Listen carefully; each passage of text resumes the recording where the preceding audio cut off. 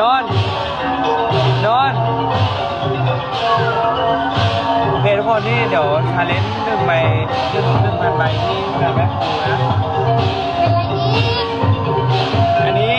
1,000 ใบที่งานแบ็คคูยังไม่ได้นี่ไงยังไม่ได้แบบว่าทำชาเลนจ์ไงบอกว่าชาเลนจ์อะไร เดี๋ยวบอกให้ฟังจะให้คนดูบอกให้ฟังว่าชาเลนจ์อะไร